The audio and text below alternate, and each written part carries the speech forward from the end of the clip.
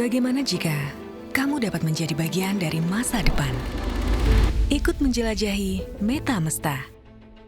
Merasakan mimpimu jadi nyata di kampus pionir pendidikan tinggi di Indonesia. Memastikan potensi dan mimpimu dilukis di kanvas yang tepat. Untuk mengeksplorasi ilmu pengetahuan dan menikmati petualangan kolaborasi bersama ilmuwan dunia.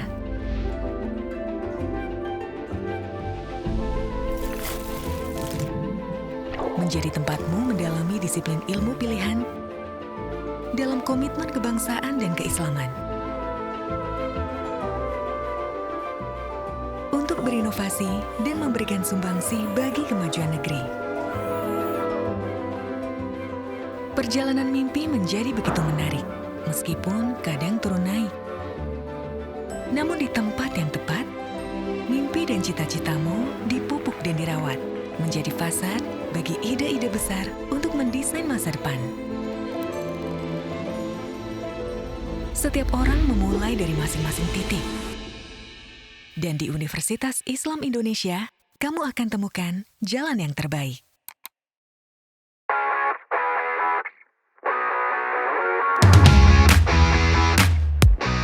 Saat kamu melihat cita-cita ada di depan mata, mulai langkahmu dan berani mendekat dengan pilihan terbaikmu. Saat kamu memilih bersama UAD, bersama kita mulai perjalanan hebat dan siap menjadi terbaik yang belum pernah kamu rasakan.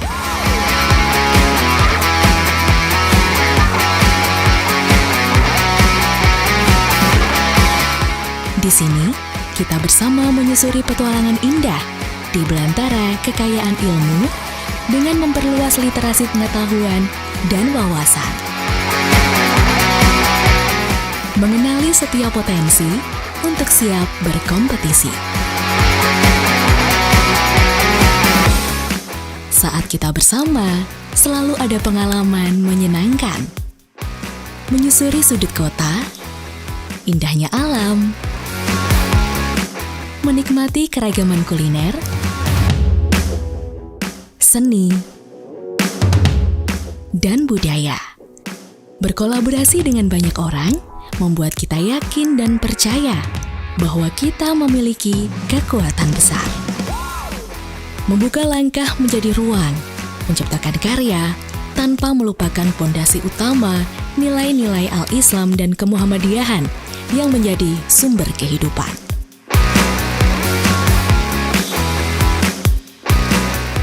Semangat berinovasi sebagai dedikasi untuk negeri. Dengan sinergi untuk menciptakan harmoni, membuka harapan untuk kepedulian. Kita bersama untuk membuka cara pandang baru, meraih asa, dan memilih untuk melangkah meraih mimpi masa depan. Karena saat kamu dan UAD bersatu, akan menjadi kita. We are UAD.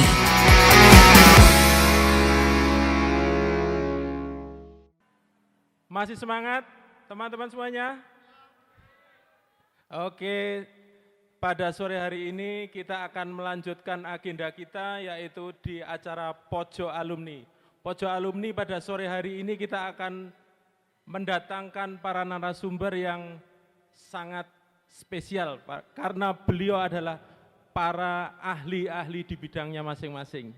Untuk itu, tepuk tangan untuk acara Pojok Alumni Lustrum 15 SMA Muhammadiyah 2 Yogyakarta.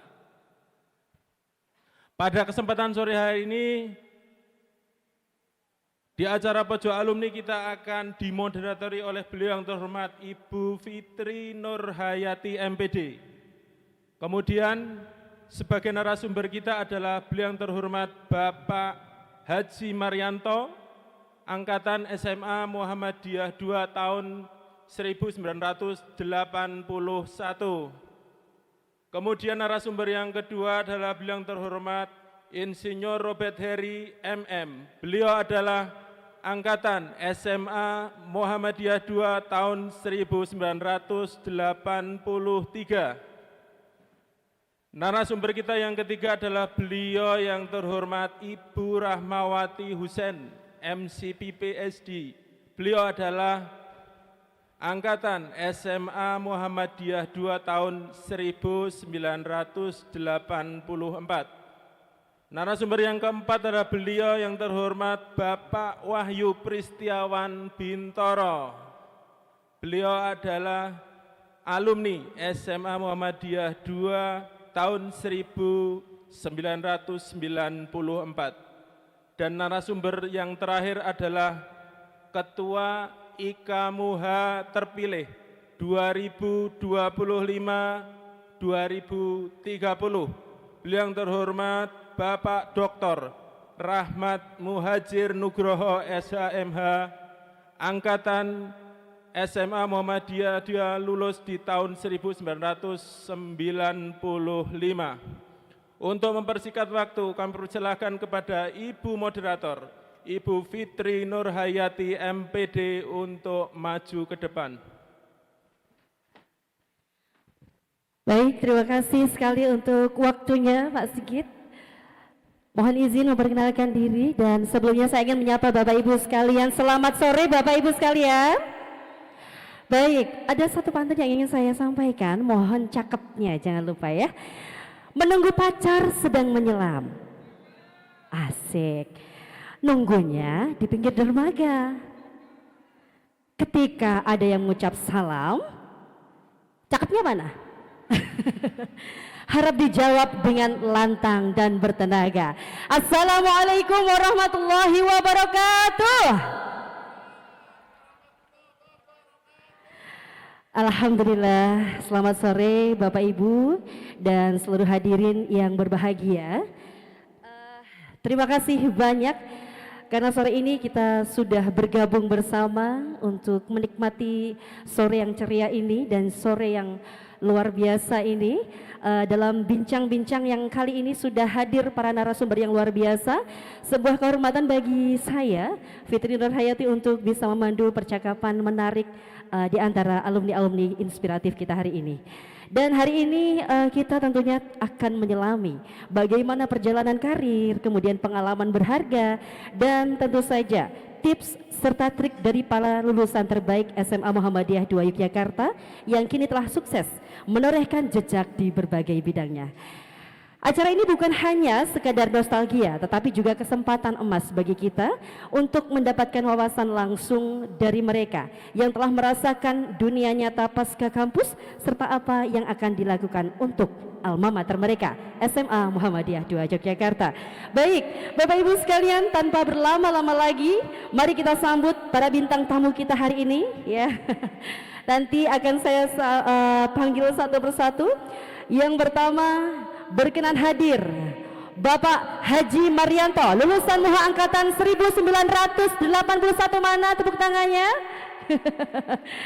Beliau merupakan Ketua Dewan Guru LSP Satria Nusantara, Ketua Umum LSP Satria Nusantara Pusat, pendiri LSP Satria Nusantara, dan Ketua Umum IKAMUHA periode 2015-2025. Untuk itu kepada yang terhormat Bapak Haji Marianto, mohon berkenan untuk naik ke atas panggung.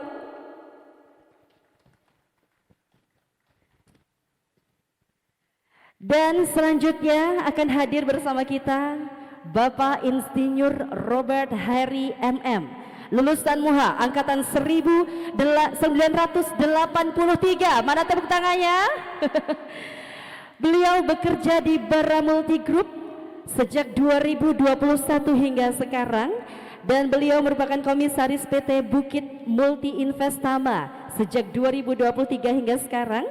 Komisaris BUMN PT Bukit Asam Persero Terbuka 2012 hingga 2020, Kepala Dinas ESDM Provinsi Sumatera Selatan sejak 2010 hingga 2020, Kepala Dinas Pertambangan Musi Banyu Asin sejak 2007 hingga 2010, Direktur Utama Perusahaan Daerah PT Petromuba sejak 2002 hingga 2006, dan Manajer Klub Sepak Bola Sriwijaya FC sejak 2012-2015. Sudah hadir di tengah kita, terima kasih sekali. Kemudian berikutnya akan hadir dan duduk bersama kita juga Ibu Rahmawati Hussein, MCP BIC, lulusan MUHA angkatan 1984. Luar biasa semangatnya. Beliau adalah Dewan Pakar MDMC PP Muhammadiyah. Kemudian beliau juga Ketua LLHPB PP Aisyah, Dewan Pengarah BNPB dan Advisory Group United Nations Central Emergency Fund atau EAG UNCIRF. Selamat datang Ibu, sudah hadir juga. Cerah ceria ya Bu ya sore hari ini ya. Dan berikutnya berkenan hadir pula Bapak Wahyu Pristiawan Buntoro, lulusan MUHA angkatan 1994. Mana suaranya? Beliau merupakan Komandan TRC BPBD Yogyakarta, kemudian Sekretaris Jenderal Pengurus Pusat FPTI, kemudian Bidang Tanggap Darurat Lembaga Resiliensi Bencana PP Muhammadiyah, dan juga SSO Emergency Medical Team atau EMT Muhammadiyah. Selamat datang Bapak dan Ibu. Saya mohon izin duduk di sini untuk menemani Bapak Ibu sekalian. Ya, Bapak Ibu yang masih duduk di belakang, monggo. Kursi di depan masih kosong, boleh ya, monggo. Kami persilahkan untuk maju ke depan daripada nanti ada yang tidak terlihat duduk di sana. Waduh, serem sekali nih ya Pak. Monggo Bapak Ibu, sebelum kita ngobrol, saya persilahkan satu persatu untuk memegang mikrofonnya. Monggo.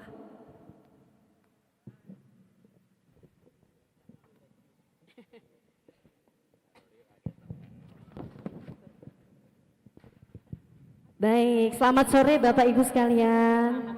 Iya, kita sambil bincang-bincang sore santai saja nggih Bapak Ibu. Karena sore yang ceria ini tentu butuh sesuatu yang merefreshkan kita. Nggak usah tegang-tegang, yang penting nanti saling ngobrol, saling berbagi begitu ya.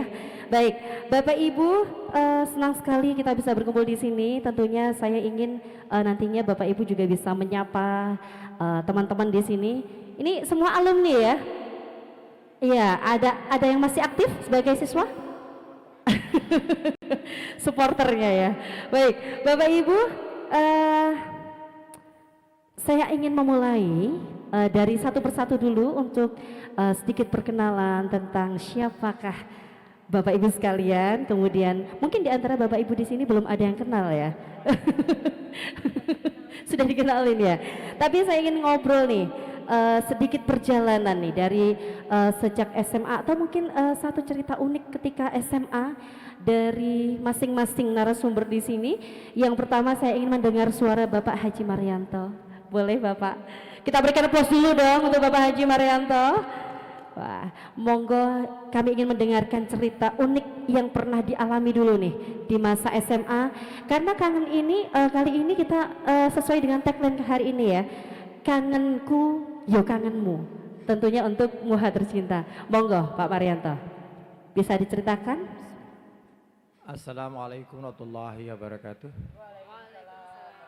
Alhamdulillah, segala puji bagi Allah yang masih memberi kesempatan, kesehatan dan kekuatan kepada kita sampai sore ini sehingga kita masih bersama-sama tentu dalam rangka meningkatkan kualitas hidup kita masing-masing. Yang saya hormati seluruh sivitas dan alumni SMA Muhammadiyah 2. Saya yang paling berkesan ketika SMA adalah pertama saya mendapat beasiswa di SMA Muhammadiyah 2 ini mulai dari semester 2. Orang tua saya bukan orang tua yang mampu. Sehingga beasiswa itu bagi saya termasuk sesuatu yang luar biasa. Ya. Saya dari mulai kelas 1C masuk IPA sampai lulus termasuk orang yang cukup pintar di sini karena juara 1 terus. Well, tepuk tangan dulu dong. Luar biasa. Dan untuk pertama juga dari SMA MUHA yang bisa masuk UGM tanpa tes. Waktu itu masih proyek Perintis 2. Jadi saya cukup membawa nama MUHA itu sampai ke UGM. Saya diterima di MIPA Kimia UGM. Ya. Di sana juga saya melanjutkan mendapat beasiswa. Saya kira itu. Baik, sekelumit cerita tetapi ini yang sangat menginspirasi untuk kita semuanya. Kita berikan aplaus dulu untuk narasumber kita yang pertama, pemantik pertama ya. Kemudian yang kedua, Bapak Insinyur Robert, mungkin bisa diceritakan apa sih yang pernah dialami Pak Robert selama menjadi siswa di SMA Muhammadiyah 2 Yogyakarta. Monggo. Terima kasih, Ibu. Assalamualaikum warahmatullahi wabarakatuh. Jadi sebelum saya cerita tentang apa sih yang paling berkesan waktu saya menempuh pendidikan di SMA Muhammadiyah 2, saya mau di depan sedikit, mau cerita sedikit saja. Jadi mohon maaf, ternyata, ini Pak Marianto, saya itu sempat lupa kalau saya itu lulusan MUHA gitu. Mungkin karena jarak, saya domisili di Palembang ya, jarak Palembang Jogja cukup jauh, jadi sehingga lupa gitu kan. Karena waktu itu sempat karena kesibukan yang menurut saya cukup menguras energi. Jadi itu sebagai pengantar sedikit. Namun demikian saya mungkin mau cerita apa yang tadi diminta oleh moderator ya. Jadi Bapak Ibu sekalian atau teman-teman semuanya, saya jadi teringat sekitar tahun 80. Jadi saya masuk MUHA tahun 80 ya. Lulusnya 83. Tahun 80 itu mungkin nggak bisa kita bayangkan dengan kondisi saat ini. Kalau saat ini semua serba apa ya, serba ya bisa semua lah. Nah, ketika tahun 80 saya seorang anak petani di Sumatera yang baru lulus SMP disuruh oleh orang tua untuk berangkat ke Yogyakarta. Saya berangkat waktu itu naik bis. Itu nyampai ke Jogja itu mungkin 3 atau 4 kali gitu ya, naik bis. Jadi yang pertama dari kampung saya ke Palembang, kedua dari Palembang ke Lampung, terus nyebrang, kemudian dari Merak ke Jakarta, Jakarta ke Jogja. Ini berapa kali nih? Seorang yang baru lulus SMP berangkat sendirian. Saya mungkin nggak kebayang kalau anak-anak sekarang ya. Karena kalau sekarang, wah gampang sekali, semua sudah ada. Dulu semua tidak ada. Handphone tidak ada, apapun tidak ada. Jadi begitu kita keluar dari rumah, tidak ada yang bisa dikomunikasikan sama sekali. Nah, ketika saya pendidikan atau masuk sekolah, yang paling berkesan saat itu adalah betapa sulitnya hidup. Kenapa sulitnya hidup? Saya teringat kiriman dari orang tua untuk uang sekolah, uang jajan, uang kos, uang makan dan lain sebagainya itu 1 bulan sekali. Bayangkan kalau terlambat atau uangnya ini kurang. Nah, Bapak Ibu sekalian, kalau mau ngasih tahu ke orang tua, waktu itu belum ada HP, belum ada telegram, semua harus dilakukan lewat surat. Untuk mencapai ke alamat di rumah, dari Yogyakarta itu butuh waktu 2 minggu. Jadi kalau langsung dibalas waktu itu, misalnya saya meminta karena uang sekolah kurang misalnya ya, saya kirim surat, datangnya 2 minggu baru suratnya, kemudian kalau hari itu juga dikirim, datangnya lagi 2 minggu lagi, jadi 1 bulan. Demikian luar biasanya perjuangan saat itu untuk bagaimana bisa bertahan hidup di Jogja. Ya. Karena nggak bisa apa-apa gitu kan. Paling kalau itu terjadi, makannya yang biasa 3 kali ya cukup 1 kali saja. Jadi saya pernah makan itu 1 kali 1 hari, dan itu cuma makan gudeg, lauknya itu telur 1/4. Ya, bukan telur 1, telur 1/4. Jadi 1 dibagi 4 gitu. Karena untuk menghemat supaya cukup 1 bulan gitu. Karena kalau tidak, kebayang ini akan seperti apa bulan berikutnya. Nah, ini sesuatu yang menurut saya betapa perjuangan yang sangat luar biasa, tapi justru ini memotivasi ya saya untuk bisa survive ya, dan bukan hanya survive, untuk bisa katakanlah menyelesaikan pendidikan di Muhammadiyah ini. Nah, jadi ini yang pertama. Kemudian yang kedua, karena ini sebetulnya agak berlanjut juga ini cerita itu ya. Jadi kebetulan waktu itu saya itu cukup aktif juga, tuh cukup sibuk juga di IPM ya. Nah, kalau libur baik itu yang semesteran ataupun kenaikan, biasanya kan teman-teman ini pulang kampung. Nah, saya termasuk yang tidak pulang kampung. Karena apa? Karena biasanya pada saat libur begitu, itu banyak tamu ya Pak Marianto ya. Dari sekolah-sekolah SMA yang lain di luar Jogja, baik itu dari Jawa Timur, dari Jawa Barat, bahkan dari Sumatera, yang rombongan datang ke Jogja dan nginapnya di sekolah kita ini, SMA Muha. Sehingga saya ikut terlibat untuk ikut mendampingi ya teman-teman yang dari luar kota tadi ke Jogja. Nah, ini juga suatu hal pengalaman yang luar biasa, yang mestinya bisa pulang kampung ternyata saya nggak pulang kampung.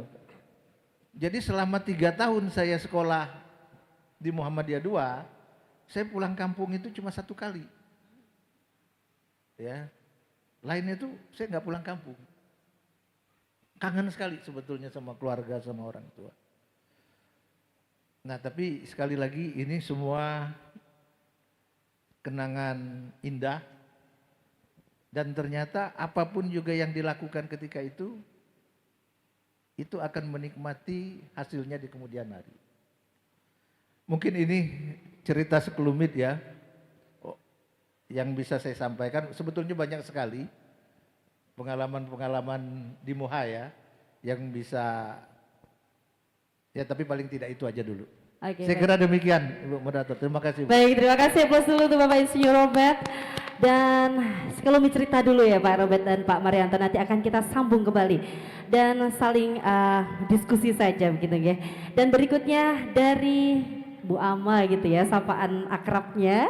Monggo Bu Ama sekelumit cerita awal di SMA Muhammadiyah 2 Yogyakarta.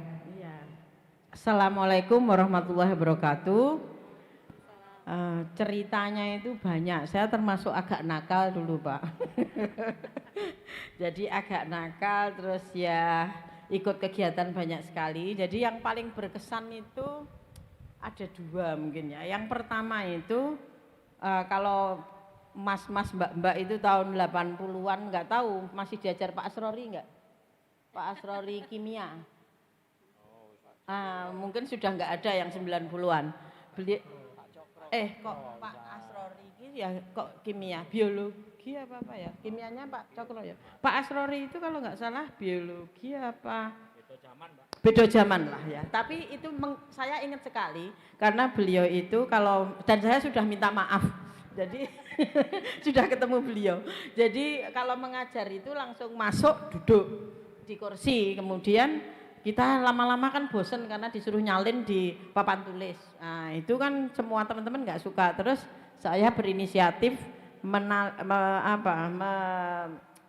naleni antara kursi sama meja. Jadi bapaknya nggak bisa duduk karena mejanya kursinya saya tali gitu kan. Akhirnya beliaunya agak gimana, kemudian tidak akan masuk kalau tidak ada yang minta maaf dan mengaku kalau kursinya ditali.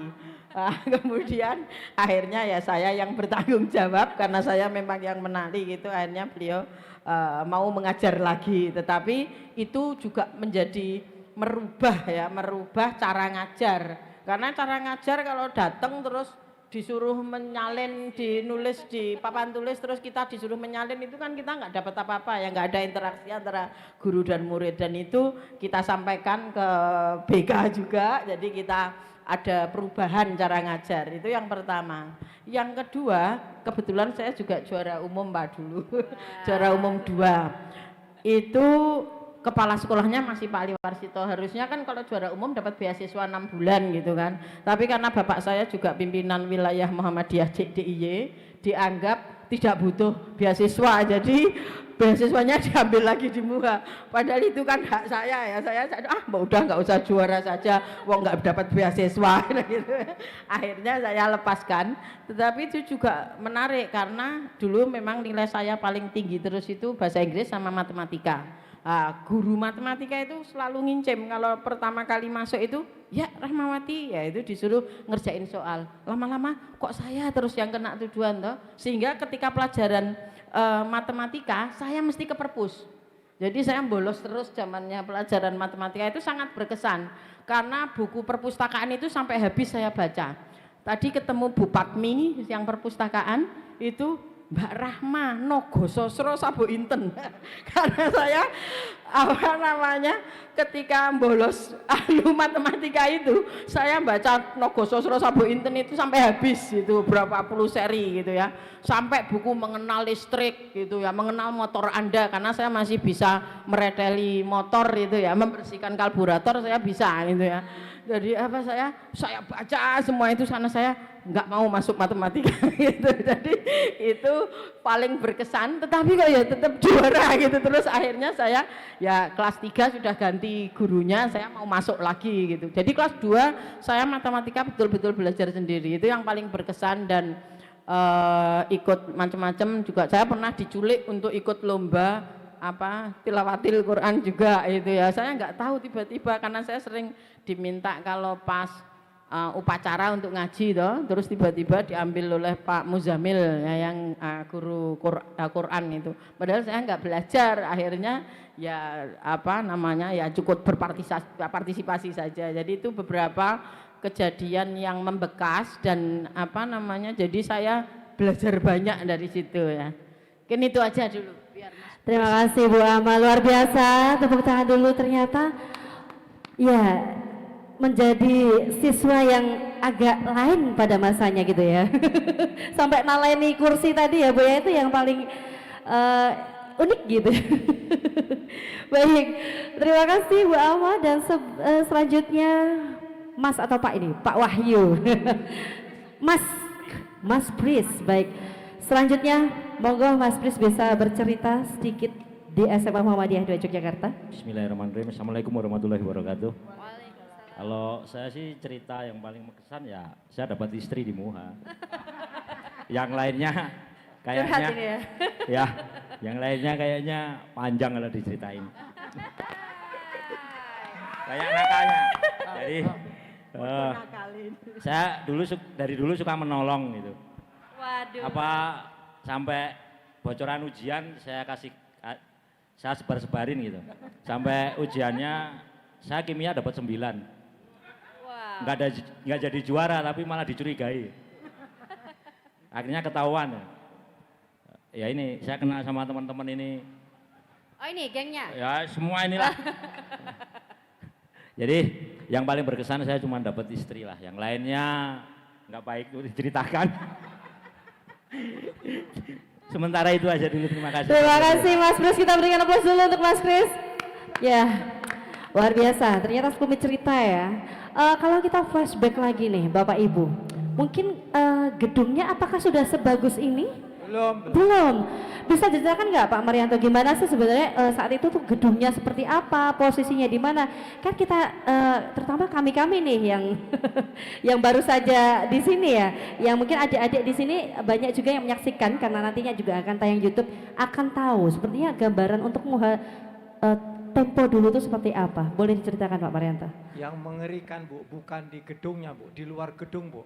Di luar gedung, apa itu? Angkatan 81 itu mengalami masuk sore, pulangnya itu banyak barisan di luar bencong-bencong. Wow, Aku masih ngarami. bencong. Iya. Di Mandala Krida. Jadi gedung ini belum tingkat, ya belum tingkat, masih bangunan biasa lah. Kita masuk pagi itu setelah kelas 2. Kelas 1 kita masih kebagian masuk sore. Itu pengalaman yang menarik sebetulnya itu. 81 ya Pak ya? Iya, jadi kalau pulang malam tuh mampir Mas. Aduh, kok luwes banget gitu. Iya. Kayak mendalami gitu Pak Marianto. Jadi kita ya takut-takut juga kan ya, namanya masih remaja-remaja. Banyak ya Pak ya? Banyak. Banyak. Jadi dulu area Jalan Kapas ini adalah area Betul. Jangan- perbencongan. Sampai Mandala Krida. Kemudian apakah sama dengan Pak Robert? 83 ya? Masih berarti sama ya? Oh sampai Sampai 90-an masih. Relatif sama. relatif sama. Ya, walaupun sedikit ada perubahan-perubahan karena bangunan sudah mulai dibangun gitu ya. Tapi untuk di luar kampusnya relatif sama. Relatif Apalagi sama. waktu itu saya ngekos di Jalan Gayam sini ya. Jadi karena waktu kelas 1 itu pulangnya sore. Jadi setiap hari saya lewat jalan depan ini gitu. Dan pasti itu akan ketemu bencong. Dan juga pasti itu akan digangguin. Nah, adik-adik sekalian, kebetulan dulu itu guru fisika itu Pak Agus namanya. Jadi guru fisika itu juga ngajar di sebelah. Di SMKK. SMKK ya? Iya. Sebelah itu. SKKA. dulu. SKKA. Ya, pokoknya yang cewek-cewek semualah itu kan. Nah, saya nggak tahu apakah Pak Agus ini juga takut atau gimana gitu ya. Dan selalu pelajaran Pak Agus ini pelajaran terakhir, story itu. Ya. Sehingga beliau pasti minta dijemput gitu kan. Oh. Jadi kita, kalau saya sendirian pasti nggak berani. Butuh paling tidak beberapa teman 3 atau 4 untuk menjemputnya ke SMKK itu. Karena kebayang rute yang akan dilewati itu sedemikian beratnya gitu. Karena bencong semua. Bencong-bencong itu ya Pak. Nah itu, jadi itu ya. Kalau Pak Agus tadi guru mapel apa? Jadi guru fisika di kita. Guru fisika. Tapi- Agus siapa Pak namanya maaf? Agus siapa ya? Agus, ada yang namanya Agus di sini? Banyak, maaf ya. Banyak ya, guru fisika ya, Ya, saat guru itu fisika ya. waktu itu. Oke. Dan dia jadi guru juga di SMKK itu kan. SKKA waktu itu ya. Nah jadi harus dijemput karena kalau enggak dia nggak mau keluar itu kan. Mungkin takut juga ya Bu ya. Iya. Ya. Lebih ngeri ya daripada ngeri. yang lain gitu ya. Ya. Karena jangan bayangin Tantangannya. kayak sekarang. Rame banget itu kan kalau sekarang mobil kalau dulu itu waduh sepi sekali itu. Apalagi kalau udah sore jam segini. Wah itu nggak ada yang lewat sama sekali itu. Sepi gitu ya. Sepi sekali. Kalau pagi untuk sekolah ini untuk apa ini? Kalau Ada juga yang masuk Kelas yang pagi. di atas. oh gitu. Jadi, Jadi gantian kebetulan gitu ya Pak ya. waktu itu waktu kelas 1 saya itu masuknya sore. Oh. Nggak cukup ruang kelas. Oh begitu. Jadi belum seluas ini berarti.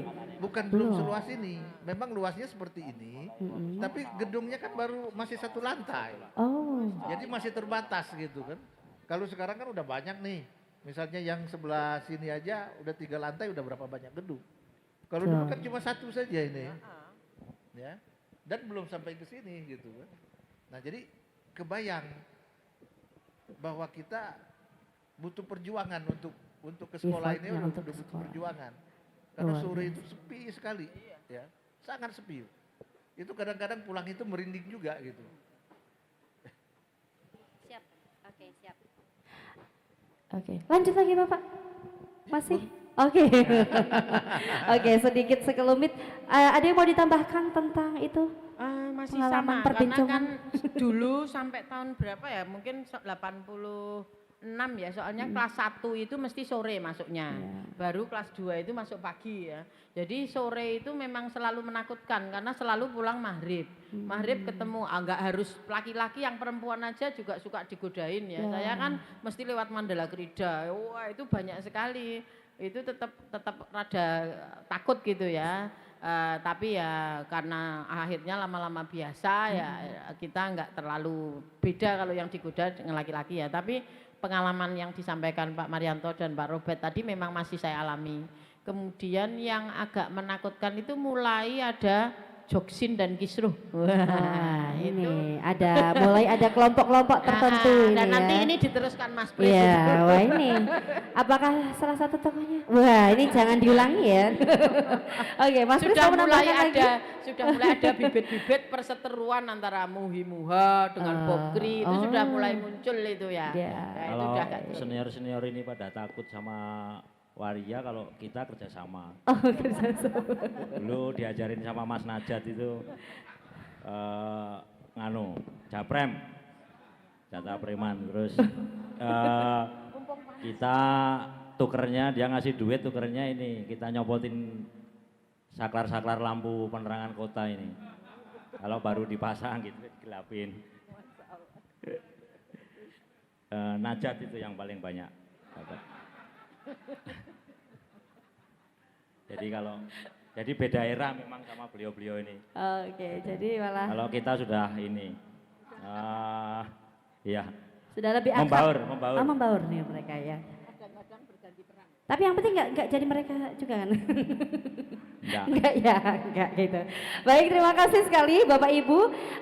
Monggo sambil sudah ada wedang ronde, bisa sambil menikmati akan saya panggil. Kali ini alhamdulillah sudah hadir di tengah-tengah kita.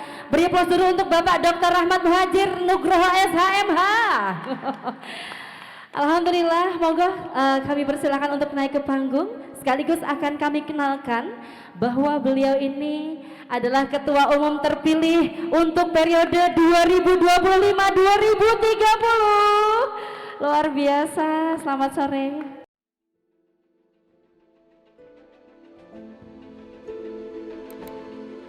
Bagaimana jika kamu dapat menjadi bagian dari masa depan? Ikut menjelajahi Meta Mesta. Merasakan mimpimu jadi nyata di kampus pionir pendidikan tinggi di Indonesia. Memastikan potensi dan mimpimu dilukis di kanvas yang tepat. Untuk mengeksplorasi ilmu pengetahuan dan menikmati petualangan kolaborasi bersama ilmuwan dunia.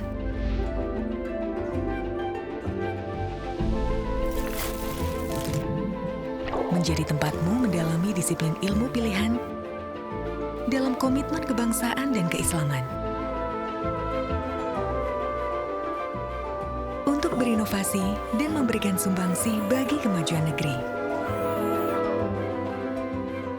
Perjalanan mimpi menjadi begitu menarik, meskipun kadang turun naik. Namun di tempat yang tepat, mimpi dan cita-citamu dipupuk dan dirawat, menjadi fasad bagi ide-ide besar untuk mendesain masa depan. Setiap orang memulai dari masing-masing titik. Dan di Universitas Islam Indonesia, kamu akan temukan jalan yang terbaik.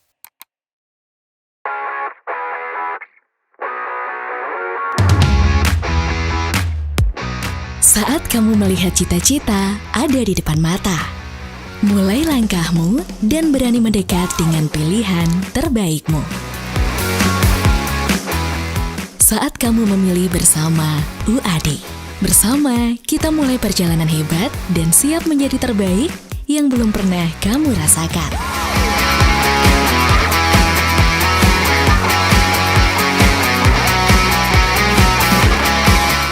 Di sini, kita bersama menyusuri petualangan indah di belantara kekayaan ilmu dengan memperluas literasi pengetahuan dan wawasan. Mengenali setiap potensi untuk siap berkompetisi. Saat kita bersama, selalu ada pengalaman menyenangkan. Menyusuri sudut kota indahnya alam, menikmati keragaman kuliner, seni, dan budaya. Berkolaborasi dengan banyak orang membuat kita yakin dan percaya bahwa kita memiliki kekuatan besar. Membuka langkah menjadi ruang, menciptakan karya tanpa melupakan pondasi utama nilai-nilai Al-Islam dan Kemuhammadiyahan yang menjadi sumber kehidupan.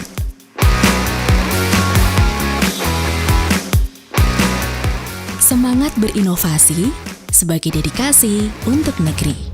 Dengan sinergi untuk menciptakan harmoni, membuka harapan untuk kepedulian. Kita bersama untuk membuka cara pandang baru, meraih asa, dan memilih untuk melangkah meraih mimpi masa depan. Karena saat kamu dan UAD bersatu, akan menjadi kita. We are UAD.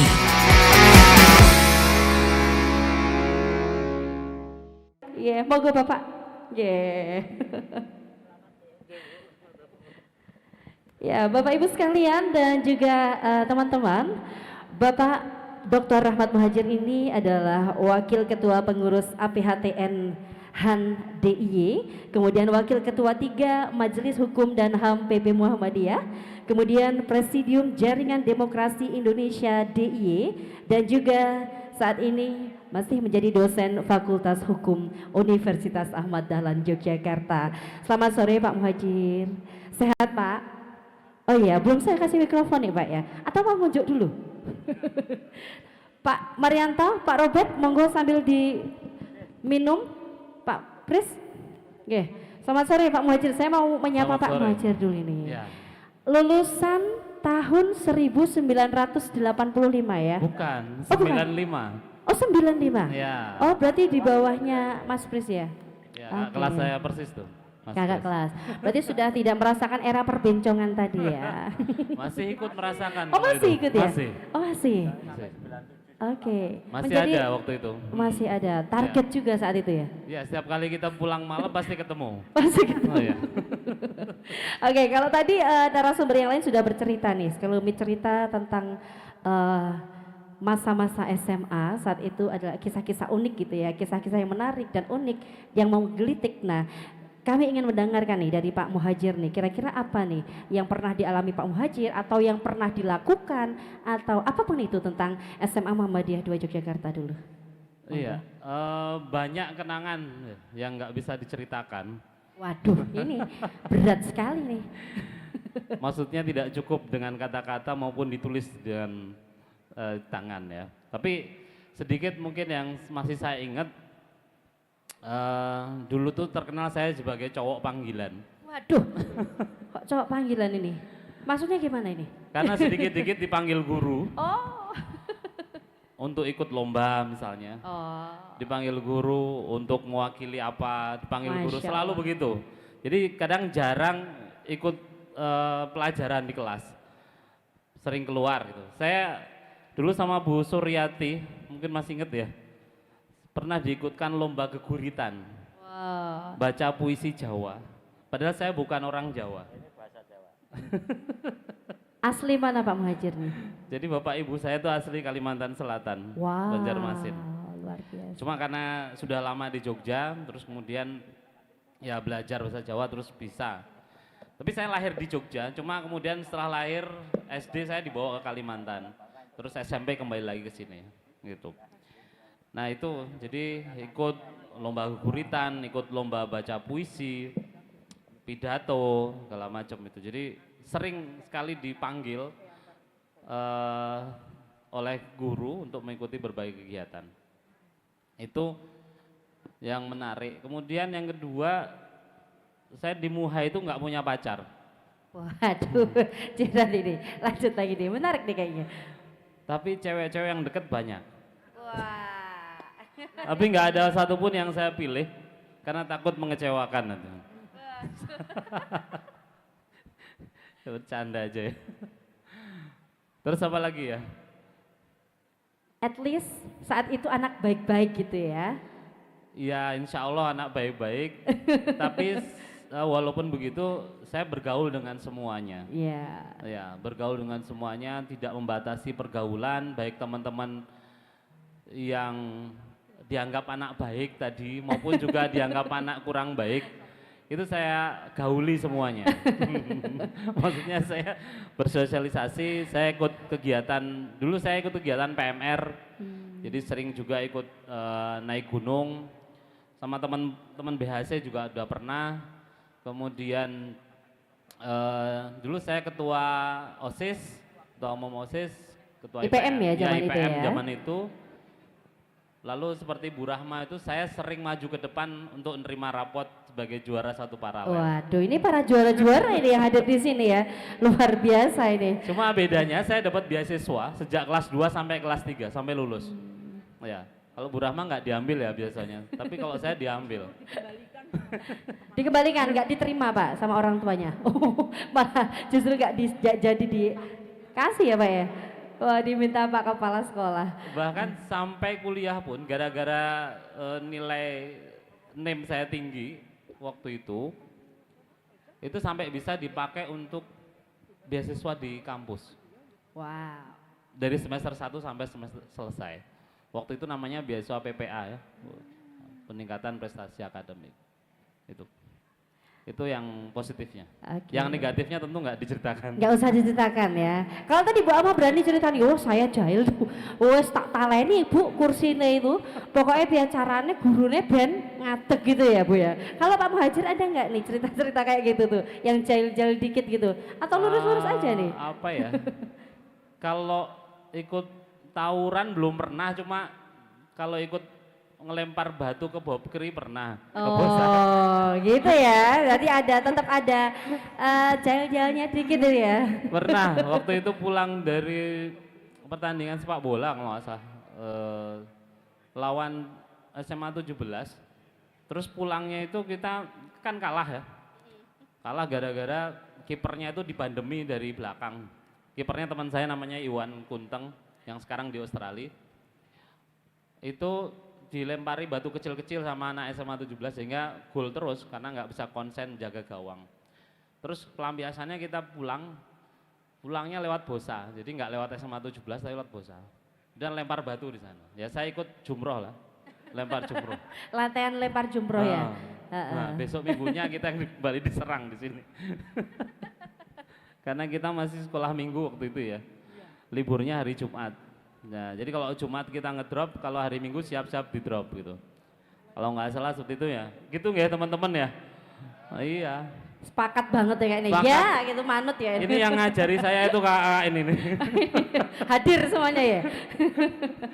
Yang mengkader kami itu. Mas Pres ini. Saya ingat banget waktu ketemu Mas Pres pertama kali minta tanda tangan tuh. Beliau yang ngospek saya, Mabica tuh waktu itu. Saya kaget, tanda tangannya tulisannya apa? JXZ. Wah, ini. Terus marahin tadi dekan ya gue mungkin. Tambah kendele gitu ya. Baik, Bapak Ibu, tentu ini tadi sekelumit cerita yang sebenarnya juga ada pembelajarannya juga ya. Di sisi lain juga zaman saat itu ya kalau dicap anak-anak rodok jahil, agak nakal itu ya lumrah-lumrah saja. Tetapi pasti ini juga menjadi salah satu stimulus, artinya juga secara tidak langsung membentuk mental Bapak Ibu sekalian. Nah ini yang perlu diceritakan ya, mungkin satu persatu karena saya yakin dari Bapak Ibu juga masing-masing beda-beda bidangnya begitu ya. Tentunya punya arah karir yang berbeda, kemudian keahlian yang berbeda-beda. Nah bisa diceritakan nggak nih setelah lulus SMA atau pernah nggak sih merasa bingung ketika SMA mau menentukan jurusan apa, kemudian aku janjane passionnya yang apa, tapi terus yang tak pilih apa begitu nggih. Nun saya campur bahasa Jawa nggih. Ini secara tidak sadar saya mencampurnya dalam bahasa Jawa. Jadi kira-kira bisa diceritakan nggak nih perjalanan karir kemudian hingga sampai di titik saat ini bisa ya alhamdulillah ya masing-masing punya jabatan bisa dikatakan begitu. Monggo dari Pak Muhajir. Ya, setelah lulus sekolah itu saya pengen sekali kuliah di negeri ya. Karena SMP saya udah swasta, SMA swasta, saya pengen kuliah di negeri. SMP saya sampai MUHI, Purwo, SMA-nya Muha, lalu pokoknya kuliah harus negeri. Nah, saya merasa pede karena saya juara 1 paralel. Tapi alhamdulillah saya tidak diterima negeri pertama kali. Jadi tahun pertama saya nggak kuliah. Soalnya ibu saya bilang, kowe nek ora kuliah nang negeri ora tak kuliah ke. Kebetulan ibu saya single parent, ayah saya udah meninggal sejak saya SD. Jadi nggak bisa membiayai kalau di swasta, nggak cukup uangnya. Akhirnya saya gap year, anak sekarang bilang gitu ya. Setahun saya belajar, lalu tahun kedua saya bisa masuk ke Fakultas Hukum Universitas Gadjah Mada. S1, alhamdulillah tadi dapat beasiswa juga, kemudian S2-nya di UGM lagi, S3-nya di Brawijaya. Nah, saya punya tekad, pokoknya tantangan apapun itu harus saya hadapi. Dan saya harus bisa menaklukkannya. Sekeras apapun, sesulit apapun, saya harus punya tekad untuk bisa menembus itu. Dan saya penasaran kalau saya nggak bisa. Dan saya suka dengan tantangan-tantangan baru. Sehingga apapun kemudian saya usahakan. Kedua, saya tuh punya tipe dimanapun saya berada, saya harus kelihatan ada. Maka ketika kuliah, sejak semester 1 saya cita-citanya pengen jadi ketua BEM. Dan itu saya sampaikan kepada senior saya. Saya pokoknya besok mau pengen jadi ketua Badan Eksekutif Mahasiswa Fakultas Hukum UGM. Alhamdulillah terkabul. Tahun 99 saya jadi ketua umum Badan Eksekutif Mahasiswa Fakultas Hukum UGM. Masa reformasi. Selesai kuliah, kemudian begitu juga aktivitas di kampus ya. Saya berusaha gimana pun saya ingin eksis, tapi tidak menggunakan segala cara, tapi memperbaiki kapasitas diri. Jadi caranya perbaiki kapasitas diri dan merasa kemudian pantas untuk diduduk di suatu jabatan tertentu, baru kemudian saya berani. Dan akhirnya terpilih sebagai dekan Fakultas Hukum UAD selama 2 periode, sejak 2013 hingga 2022, di usia 36 tahun waktu itu. Saya juga pernah jadi komisioner KPU Kota Yogyakarta, KPU, ngurusin pemilu sejak umur 24 tahun. Jadi setelah lulus kuliah jadi dosen, lalu kemudian jadi anggota KPU 5 tahun, 2003 sampai 2008. Dan terus saya berproses tadi memperbaiki kapasitas diri dan berusaha untuk mencapai capaian-capaian di atasnya terus-menerus seperti itu. Nah, itu Mbak. Ya, luar biasa. Berarti tagline-nya dimanapun saya berada, saya harus terlihat ada gitu ya. Tepuk tangan dulu buat Pak Muhajir dong ya. Dan selanjutnya Pak Marianto, kembali lagi.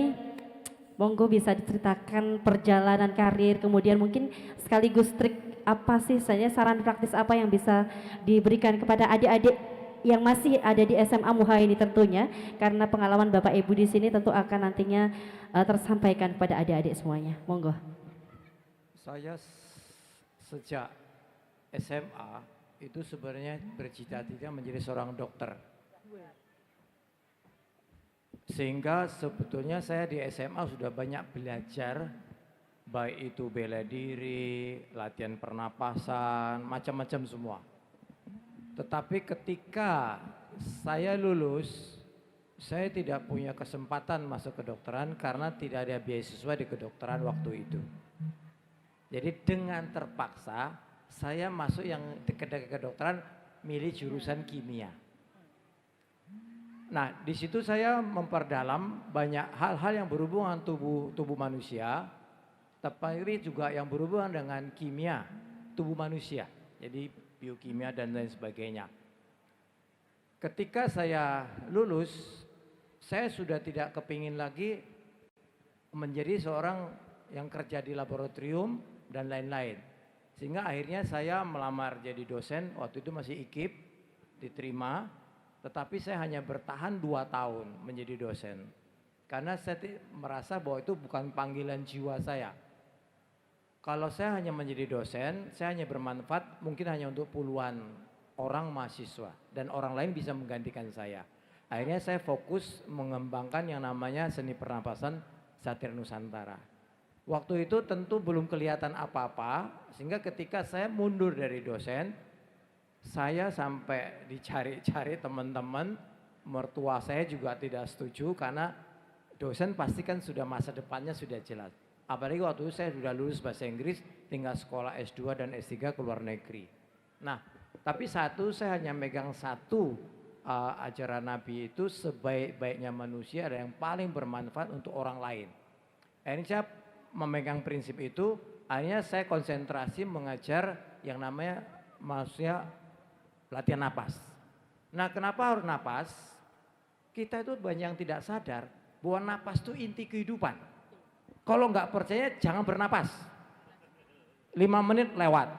Nah, pentingnya napas itu tapi kita tidak pernah mempelajari bagaimana bernapas yang benar. Penelitian modern sekarang sudah menunjukkan bahwa inti hidup adalah napas. Siapa yang bisa mengendalikan napas, maka dia bisa mengendalikan hidupnya. Ya, penelitian sekarang sudah bagus sekali. Bahkan saya 2 bulan yang lalu diundang ke University Hospital Olomouc di Ceko untuk mengajar di rumah sakit itu. Karena apa? Karena mereka sudah tidak percaya yang namanya penyakit kronis itu disembuhkan obat-obatan tidak bisa. Penyakit kronis itu tidak ada obatnya. Apa obatnya? Tubuh dan jiwa kita sendiri. Nah, mereka minta hasil-hasil penelitian di Satria Nusantara, saya kirim semua. Mereka pelajari, oke. Akhirnya kita ke sana 1,5 bulan, dari profesor yang ahli bedah, direktur rumah sakitnya, dari kepala departemen psikiatrinya, semua pada ikut latihan.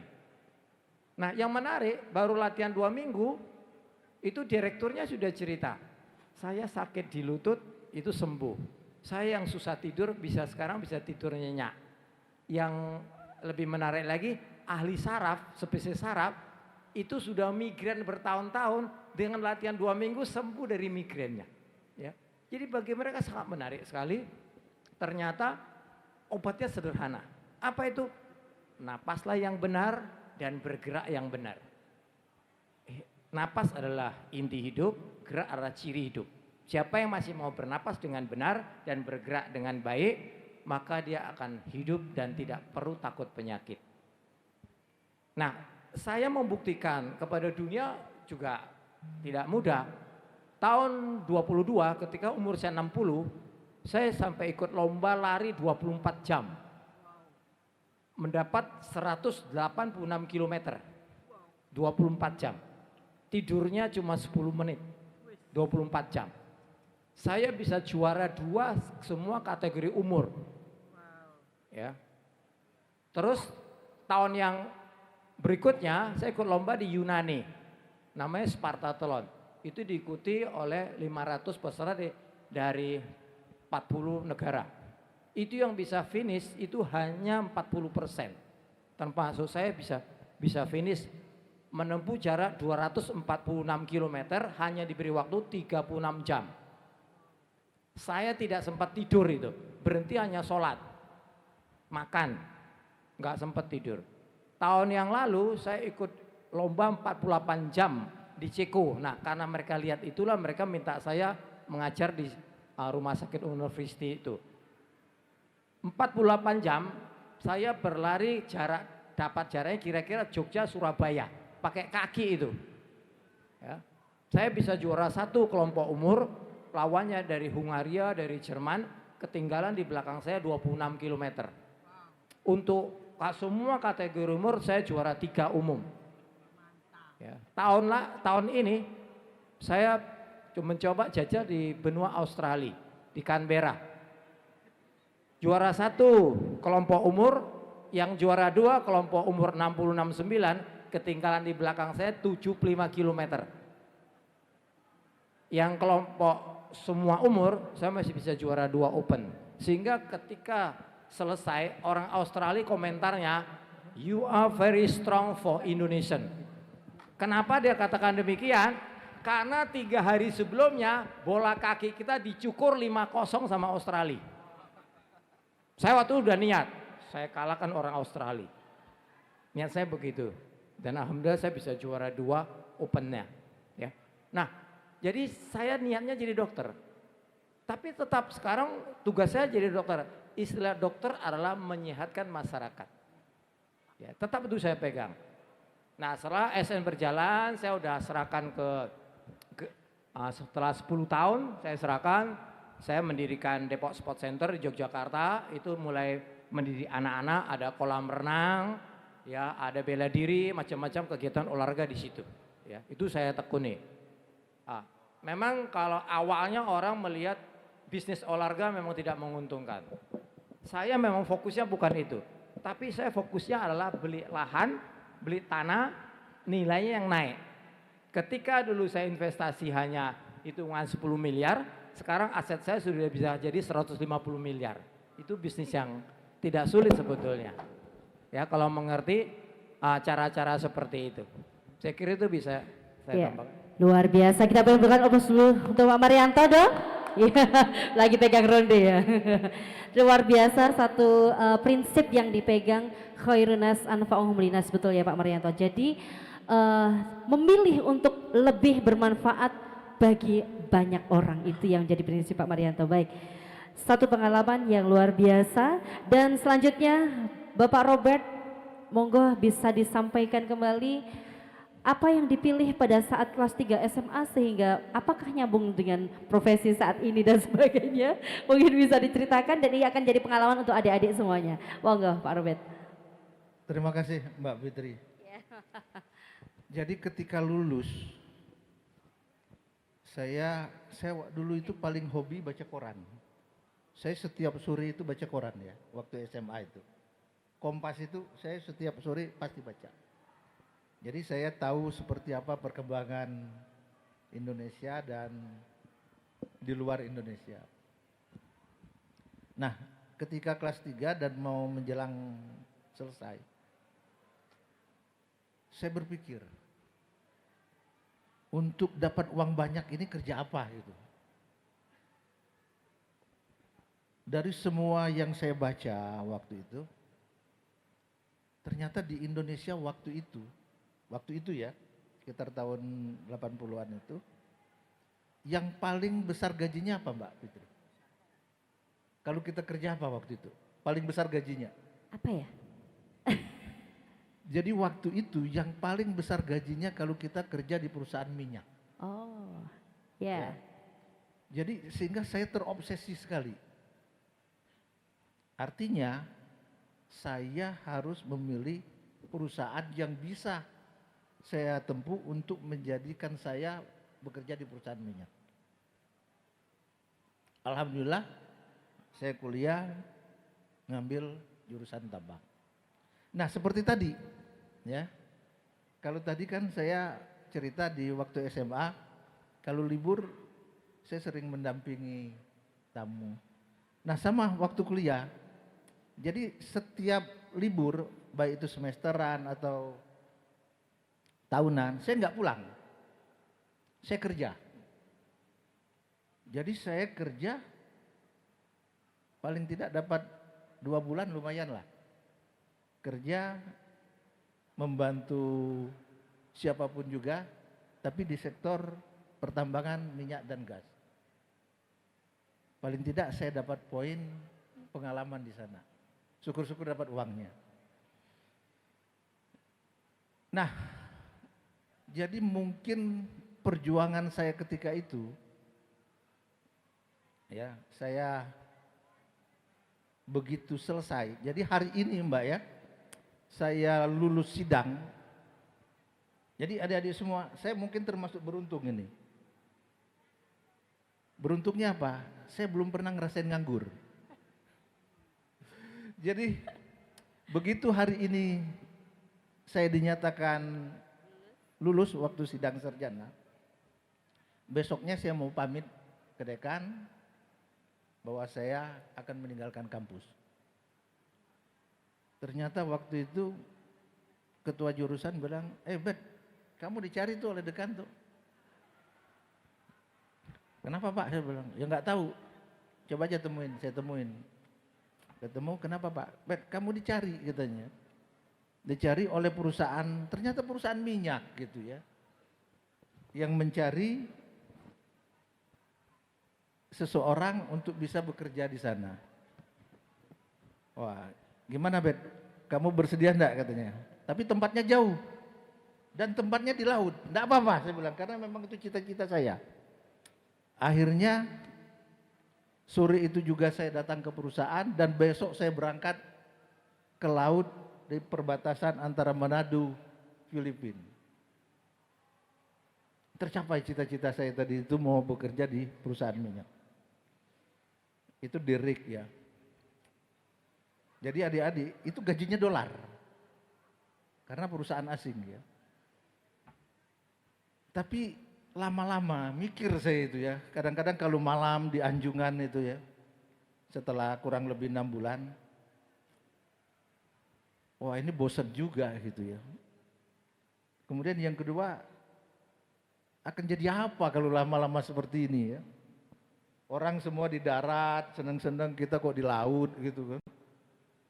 Ah kalau gitu nggak mau. Akhirnya saya kembali ke Jakarta, saya cerita teman-teman, saya nggak mau lagi kerja di laut, mau cari di darat aja. Ah ada Bet katanya itu yang lagi butuh. Saya ketemu, akhirnya saya kerja di perusahaan tambang. Waktu itu tambang emas. Nah tempatnya di atas gunung. Ya, jadi dari laut ke gunung gitu ya. Sama saja setelah 6 bulan mikir saya. Malam-malam kadang-kadang apa sih yang dicari. Hidup ini di gunung ini gitu ya. Lama-lama bosan juga. Bosan, cerita lagi sama teman-teman kembali ke Jakarta. Ah udah bosan saya bilang di gunung. Kalau gitu ada Bet yang cari tenaga kerja tapi di tambang juga. Ya karena profesi saya tambang. Akhirnya saya kerja di tambang batu bara. Jadi sama juga gitu kan. Lama-lama bosan juga gitu. Bosan dan jenuh. Bayangin malam-malam kita di hutan, orang lain di kota, apa sih yang dicari gitu ya. Nah, setelah itu teman-teman bilang, Bet, kayaknya kamu butuh sesuatu yang berbeda deh katanya. Oke, akhirnya teman saya waktu itu bilang, itu Kementerian SDM kalau sekarang, kalau dulu namanya Departemen Pertambangan dan Energi. Itu lagi buka tuh katanya. Coba aja daftar. Iseng-iseng saya daftar gitu ya. Tapi pada saat bersamaan saya ketemu teman saya. Ya. Teman saya ini yang waktu itu tentara. Dia bilang, tentara ada bukaan wamil itu ya. Jadi untuk sarjana, kamu tertarik tak jadi tentara katanya. Waktu itu tentara masih sangat strong banget. Wah boleh juga saya bilang kan. Jadi saya daftar 2. Daftar wamil, daftar di Kementerian Pertambangan dan Energi. Dan alhamdulillah dua-duanya lulus. Nah setelah saya konsultasi kemana-kemana, akhirnya saya pilih Kementerian Pertambangan dan Energi. Nah bekerjalah saya di Departemen Pertambangan dan Energi. Bekerja, begitu masuk kerja, itu kaget. Bayangin Mbak Fitri, saya di perusahaan swasta waktu itu, gaji saya sudah 750.000 plus rumah, kendaraan. Saya masuk pegawai negeri sipil, waktu itu berapa gajinya? Waktu itu masih CPNS. Itu cuma 250.000. 250.000. Tahun berapa itu Pak?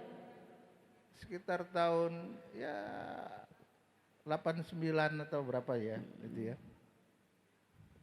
Akhirnya saya temuin pimpinan saya, Pak, saya bilang saya mau mundur diri. Kenapa Bet katanya mau mundur? Ya nggak bisa saya bilang hidup begini gitu kan. Saya kembali aja lah ke swasta lagi gitu kan. Mau buat ngontrak rumah. transport, pasti udah nggak cukup nih, apalagi mau buat makan dan lain sebagainya. Saya udah buat surat tuh pengunduran diri, nggak diterimanya. Gini aja Bet, kamu saya kasih waktu istirahat 3 bulan katanya. Udah 3 bulan, saya kerja lagi di tempat yang lama gitu kan. Tapi setelah 3 bulan saya kan harus nemui lagi. Saya lapor ke Kanwil, waktu itu pimpinan saya, Pak, saya kembali. Jadi saya menyatakan mundur. Nggak diterimanya, saya nggak bersedia kalau kamu mundur katanya.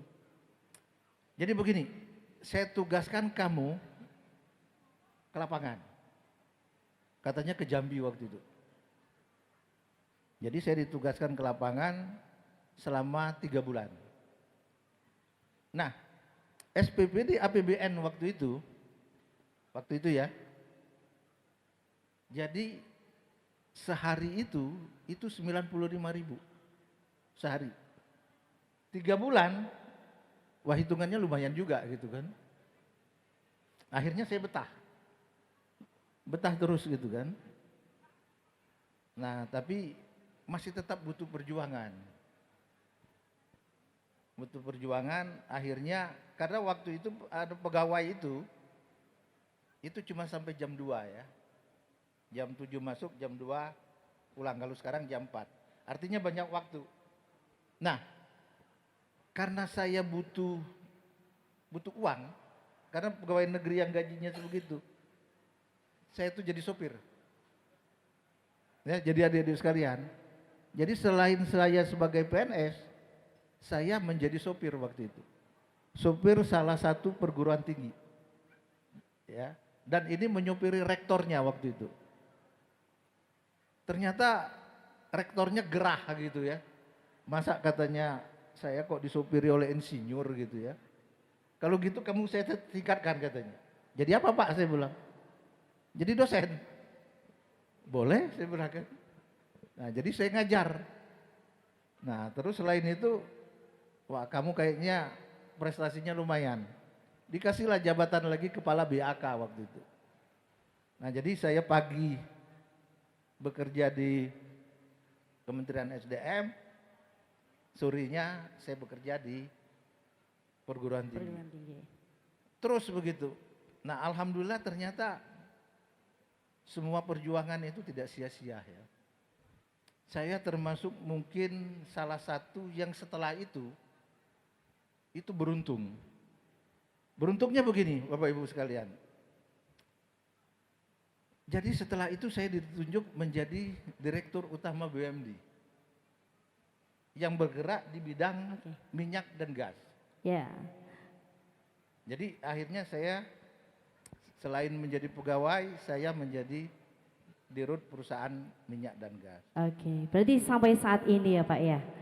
Itu masih panjang nih Oh ceritanya. masih panjang nih ceritanya, nggak cukup nih waktunya. Kayak wow, lu ternyata luar biasa, masih panjang lagi. Oke, tentu masih banyak yang akan diceritakan Pak Robert. Tapi ada hal Iya. yang paling menarik ya. Iya, hal yang paling menarik apa ini? Karena begini, saya waktu itu tahun sekitar 2011 sampai 2015 itu saya menjabat di 3 tempat. Oke. Satu saya kepala dinas SDM, yang kedua saya komisaris di BUMN Bukit Asam, dan yang ketiga ini yang menarik, saya manajer Sriwijaya FC bola. Nah saya mau cerita kenapa menarik. Ada 2 hal. Jadi yang pertama, katanya habis maghrib Pak, nanti kita ceritakan. mau habis maghrib boleh, mau sekarang boleh. Tapi ini sedikit ya, menariknya kenapa? Boleh. Jadi pernah suatu ketika Universitas Muhammadiyah itu meminta saya untuk menjadi narasumber ya tentang pengelolaan minyak dan gas bumi. Oke, saya dengan semangatnya gitu menyiapkan sebuah materi dan saya sampaikan secara menggebu-gebu gitu ya. Tibalah pada saat diskusi. Ya. Pada saat diskusi apa yang terjadi? Tidak ada satupun peserta itu yang menanyakan tentang materi yang saya sampaikan. Semuanya nanya kenapa pemain ini yang diambil? Kenapa pelatih itu yang diambil? Semua nanya tentang bola. Oke. Padahal saya udah semangat sekali nyampaikan tentang minyak dan gas. Ini menarik sekali. Nah, terus yang kedua yang menarik ya. Jadi Boleh dipersingkat lagi ceritanya? Ya. Oke. Ini waktu saya manajer Sriwijaya FC, ini menurut saya itu adalah pekerjaan yang paling berat. Karena apa? Saya di lapangan pada saat pertandingan menyaksikan pemain itu main, itu pilihannya cuma dua. Apa itu Pak? Berat dan sakit. Berat dan sakit. Kenapa? Kalau kalah, saya sedunia ini menghujat. Ya, menghujat itu, menghujat saya ini. Tapi kalau menang, saya harus menyiapkan bonus buat pemain. Demikian dari adik semua. Kita berikan aplaus dulu untuk Pak Robert ya. Luar biasa. Pak, satu lagi, apa yang kiprah Bapak ini tentunya akan memotivasi adik-adik semuanya. Satu poin utama yang bisa disampaikan, apa sih yang menjadi prinsip hidup Pak Robert hingga bisa menjadi sukses saat ini? Apa prinsipnya? Ya, satu hal tadi, kita harus kerja keras dan fokus. Kerja keras dan fokus. Ya. Nah, kenapa? Jadi saya dari SMA saya sudah memanage itu. Oke. Bahwa saya cita-cita saya ke sana. Sehingga apapun saya lakukan untuk mengejar cita-cita itu tadi. Oke, baik, terima kasih sekali Pak Robert. Luar biasa ceritanya. Akan kita sambung lagi nanti dan kita beralih ke narasumber berikutnya. Bu Ama, boleh diceritakan hal yang menginspirasi, mungkin juga akan memotivasi adik-adik yang ada di rumah masing-masing ataupun teman-teman yang ada di sini. Monggo Bu Ama. Kira-kira kiprah saat ini apa sih sebenarnya yang bisa memotivasi, kemudian menginspirasi semuanya untuk halayak? Terima kasih karena maghrib 7 menit lagi. Wow. Saya berusaha 3 menit biar 3 menit Siap. Mas Pris. Jadi memang saya lulusan IPA ya dulu, pengennya astronomi, tapi astronomi karena dulu Muhammadiyah itu kan selalu beda terus ya dengan pemerintah maupun NU untuk menentukan waktu itu ya. Jadi saya dulu itu terinspirasi, saya pengen jadi ahli ilmu falak. Cuma masalahnya cuma ada di Bandung astronomi. Bapak saya anaknya 8, nggak boleh kalau kuliah harus negeri dan di Jogja. Kalau nggak sama dengan Pak Muhajir, kalau nggak negeri nggak dibiayai.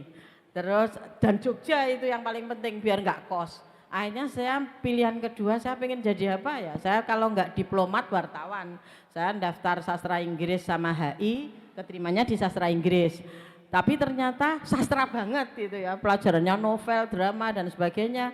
Jadi ya antara suka dan tidak suka gitu ya, karena dipaksa untuk membaca karya-karya sastra gitu kan. Tapi ya saya nikmati, saya juga daftar IAIN, keterima saya di Usuluddin. Tapi sama bapak saya disuruh milih lagi salah satu aja. Tapi karena di IAIN itu sudah banyak yang jilbaban, di UGM tidak ada jilbaban. Dulu sefakultas sastra cuma 3, saya milih sastra aja biar jilbaban sendiri gitu kan. Terus saya akhirnya saya di sastra Inggris. Nah ini karena saya itu organisasinya 8, sambilannya banyak, lulusnya 10 tahun. Jadi saya sebetulnya KKN itu sudah semester 7 semester 8, tetapi kemudian ikut PON, saya dulu atlet, saya hoki. Kemudian saya juga di NA jadi sekjen. Hingga saat ini masih berkiprah di Muhammadiyah dan Aisyah. Ya, itu karena saya banyak aktif di Muhammadiyah Aisyah. Saya memang berkarirnya di Muhammadiyah Aisyah ya, dari Nasyatul Aisyah. Kemudian saya lulus itu sebetulnya didikan LSM. Saya sudah di LSM, saya males diatur-atur gitu ya. Pendidikan lingkungan dan bangunan, tapi dipaksa untuk bantu UMY. Akhirnya saya diminta ngembangkan pusat pelatihan bahasa ya. Tapi itu bukan passion saya. Nah, akhirnya saya daftar yang S2 non degree, keterima dapat beasiswa. Itu dimulai ke luar negeri, saya ke Costa Rica, ke Zimbabwe, ke Jepang. Kemudian habis itu saya, wah ini nggak cocok kalau di bahasa, terus saya dipindah di Visipol UMY, terus saya dosen harus S2 kan, dulu pada saat itu saya S2 dapat beasiswa di Amerika. Kemudian saya sudah memang fokusnya di urban regional planning, saya ngambil Komdev pemberdayaan masyarakat karena memang aktivitas saya pemberdayaan masyarakat ya, dulu masih di NA dan macam-macam. Kemudian pulang itu saya masih di Sekjen NA 2004 itu, kemudian saya selesai PPNA diminta untuk nangani Aceh. Nah itulah kemudian Aceh itu membuat hidup saya berubah karena saya kemudian fokusnya di kebencanaan dan kemanusiaan. Kemudian saya nangani Aceh itu diminta mengelola seluruh program Muhammadiyah itu hampir 35 juta dolar ya. Jadi banyak sekali yang mau berhubungan dengan Muhammadiyah itu yang kemudian mengorganisir. Kemudian saya, ini ngurusi bencana kok saya nggak tahu ilmunya. Nah, saya kemudian apply Fulbright, dapat Fulbright untuk S3 itu juga telat. Itu karena saya dulu di UMY Biro Humas Kerjasama, ada konjen Amerika, udah daftar aja pokoknya, jadi pakai jalur belakang. Itu saya diinterview aja, yang penting aplikasinya masuk gitu ya. Saya sudah lewat waktunya, tapi karena berkontribusi itu disuruh daftar Fulbright, akhirnya saya lolos, terus pulang, terus saya menjadi ahli kebencanaan. Nah itulah mulai karir di MDMC sama Mas Pris ini ya. Itu kami lembaga penanggulangan bencana itu mulai dibuat 2010. Tapi saya kan sudah terlibat di bencana 2004 ya. Mulai saya dikenal di Indonesia, di ASEAN, kemudian saya akhirnya diminta untuk ke PBB itu untuk jadi Dewan Pengarah Dana Kemanusiaan Global. Nah, itu luar biasa, kita berikan aplaus dulu. 3 tahun 2018 sampai 2021. Sebetulnya saya sekarang sudah enggak. Tapi saya jadi unsur pengarah BNPB itu Fit Proper Test DPR juga. Ya alhamdulillah karena ke expert saya, tapi memang panggilan saya itu di lapangan terus. Dari dulu saya memang ikut pramuka, ikut pecinta alam, prinsip naik gunung, utamanya ya, prinsip utamanya apa ini? Jadi saya memang ya tadi prinsip saya menolong sebanyak-banyaknya orang. Luar biasa. Nah, jadi itu yang kemudian saya juga di Muhammadiyah Aid, saya ke Palestina untuk membawa dana itu bekerja sama dengan LSM lokal di Palestina. Kemudian di Myanmar, di Bangladesh misalnya itu untuk kemanusiaan global maupun untuk penanganan bencana dengan Mas Pris ini dari Aceh sampai Papua. Kalau ada penanganan bencana kita koordinasi dengan MDMC di seluruh Indonesia. Nah, karena di Muhammadiyah itu saya banyak diundang di seluruh dunia. Jadi alhamdulillah saya itu wanita panggilan. Jadi sering diundang, sudah alhamdulillah sudah di 5 ya. benua 45 negara gitu sudah. Luar biasa, kita berikan aplaus dulu dong. Bu Ama ini ya, kecil-kecil cabai rawit sampai sekarang alhamdulillah tetap khairunasnya luar biasa ya. Dan alhamdulillah masih hobinya masih jalan. Saya baru pulang dari Rinjani, saya minggu kemarin di Puncak Rinjani memperingati 60 tahun saya. Luar biasa. Terima kasih karena kita berlari waktunya, langsung ke Mas Pris, monggo bisa diceritakan yang jangan lupa prinsip utamanya ya Mas dalam hidup, monggo. Dari berlima ini saya nggak punya titel. Lulus SMA saya kuliah di UMJ nggak selesai. Walaupun pada akhirnya tanda tangan saya bersebelahan dengan tanda tangan rektor. Wow, keren nih, tepuk tangan dulu dong. Saya nggak selesai kuliah karena saya menekuni olahraga panjat tebing, sport climbing gitu. Dan singkat cerita, saya bersama beberapa teman di sini ada Mas Nurmar Rosid, mantan juara dunia juga. Dan waktu itu kebetulan 2018 sport climbing masuk di Asian Games dan Olimpiade. Kebetulan juga Profesor Cali pulang ke Indonesia. Dia waktu itu satu-satunya ahli sport science yang lulusan Amerika. Sayalah orang pertama kali yang menggunakan dia. Akhirnya sport climbing di Asian Games meraih 4 emas. Itu karena Profesor Cali, saya hanya luar biasa nih. Terus puncaknya alhamdulillah saya masih diberi kesempatan melihat merah putih berkibar di Olimpiade Paris kemarin. Luar biasa.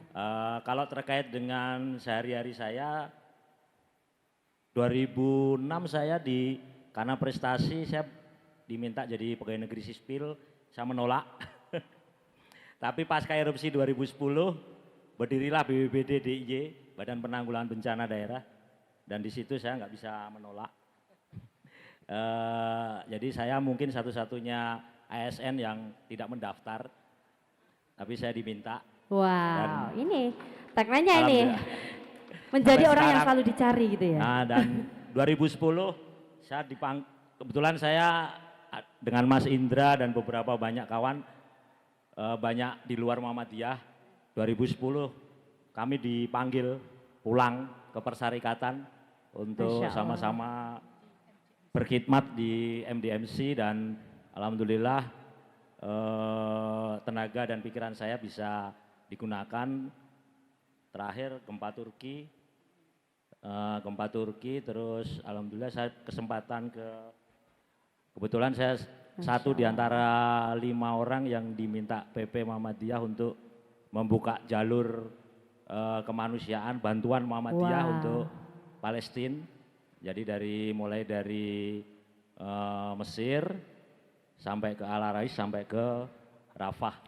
Dan alhamdulillah sampai saat ini bantuan dari Muhammadiyah untuk Palestina masih terus berjalan lancar. Luar biasa. Dan saya sangat bersyukur. Terima kasih Mas Pris. Gitu. Dan Baik. saya ikut beliau.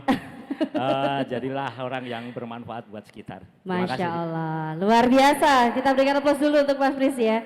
Baik Bapak Ibu sekalian, ada satu hal yang ingin saya tanyakan. Sebagai seorang alumnus tentu punya harapan untuk alma maternya. Dan apa sih yang bisa dilakukan oleh alma maternya? Nah ini saya ingin tanya satu persatu, singkat, padat dan jelas.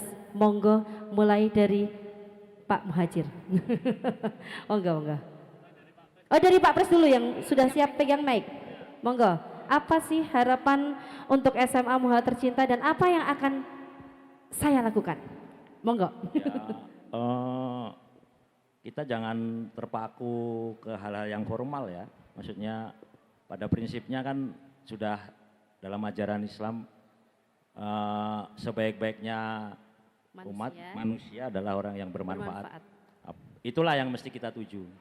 Oke. Itu aja sih. Masya Allah, luar biasa. Baik, selanjut lagi Bu Alma. Makasih. Kalau sama ya meneruskan Mas Pris ya, kalau kita ya harapannya siswa itu tidak hanya dibekali sekolah formal ya, tapi ada soft skill dan pengetahuan-pengetahuan tambahan yang bermanfaat ya. Dan kita ini yang semua di sini insya Allah tidak menolak kalau diminta untuk sharing.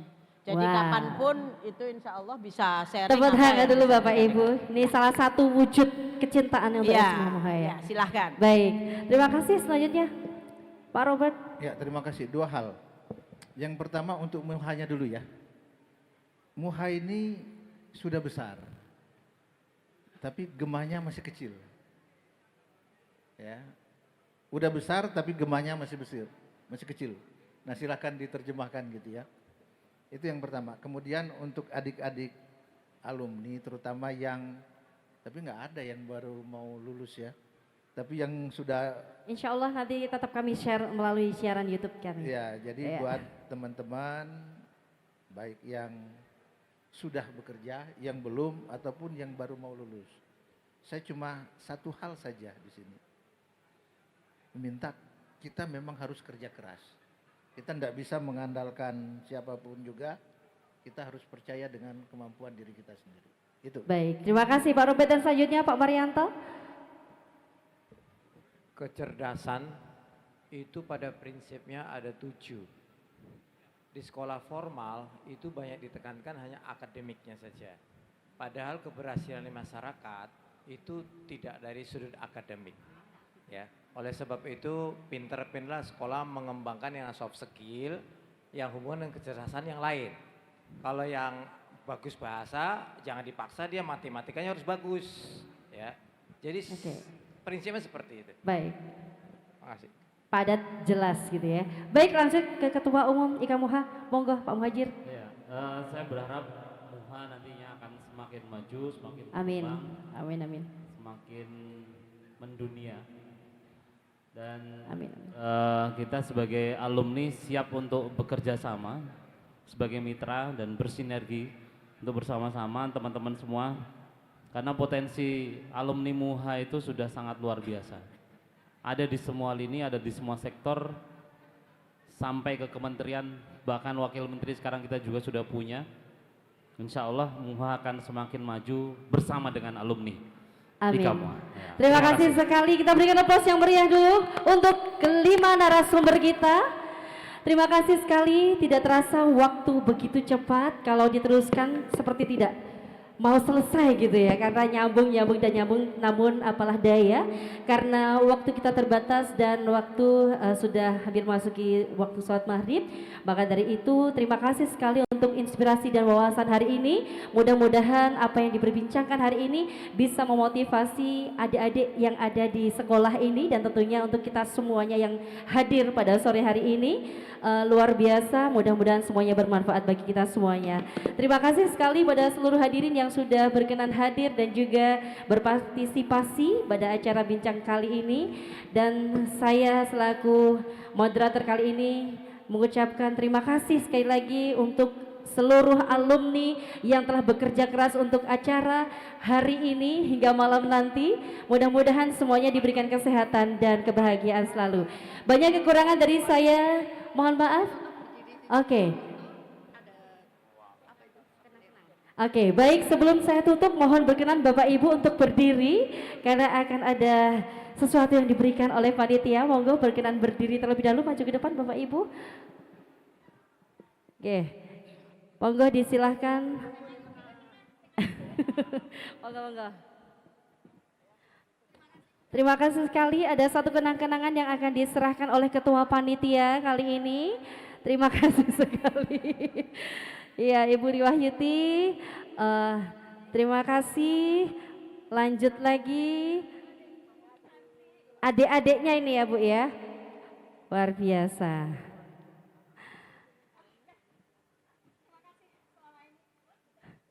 Terima kasih dan kita foto bersama dulu dengan ketua panitia, boleh matching sedikit. Jangan ditutupi dong Mas Pris.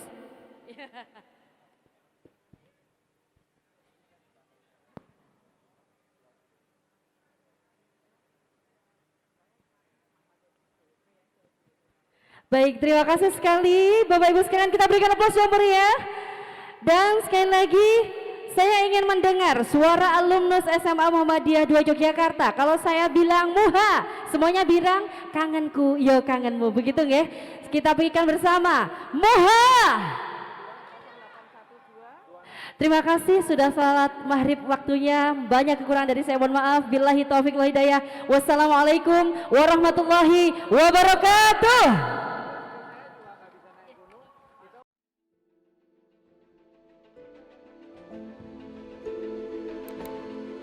Bagaimana jika kamu dapat menjadi bagian dari masa depan? Ikut menjelajahi Meta Mesta. Merasakan mimpimu jadi nyata di kampus pionir pendidikan tinggi di Indonesia. Memastikan potensi dan mimpimu dilukis di kanvas yang tepat. Untuk mengeksplorasi ilmu pengetahuan dan menikmati petualangan kolaborasi bersama ilmuwan dunia.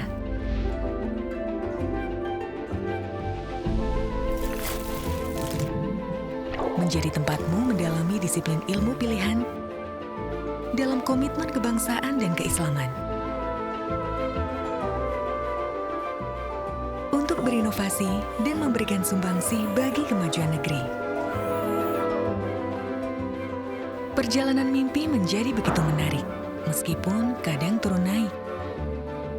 Namun di tempat yang tepat, mimpi dan cita-citamu dipupuk dan dirawat, menjadi fasad bagi ide-ide besar untuk mendesain masa depan. Setiap orang memulai dari masing-masing titik. Dan di Universitas Islam Indonesia, kamu akan temukan jalan yang terbaik.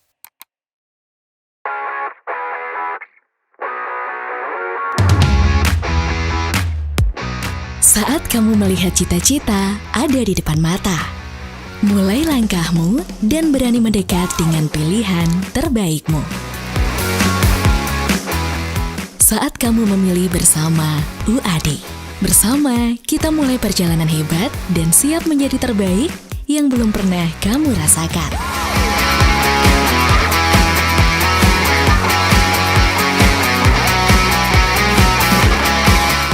Di sini, kita bersama menyusuri petualangan indah di belantara kekayaan ilmu dengan memperluas literasi pengetahuan dan wawasan.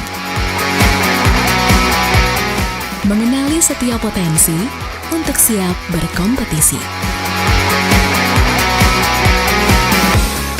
Saat kita bersama, selalu ada pengalaman menyenangkan. Menyusuri sudut kota, indahnya alam, menikmati keragaman kuliner, seni, dan budaya. Berkolaborasi dengan banyak orang membuat kita yakin dan percaya bahwa kita memiliki kekuatan besar.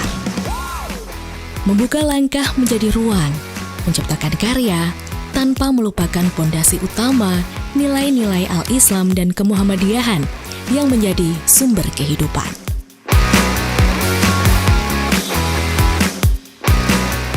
Semangat berinovasi sebagai dedikasi untuk negeri. Dengan sinergi untuk menciptakan harmoni, membuka harapan untuk kepedulian. Kita bersama untuk membuka cara pandang baru, meraih asa, dan memilih untuk melangkah meraih mimpi masa depan. Karena saat kamu dan UAD bersatu, akan menjadi kita. We are UAD.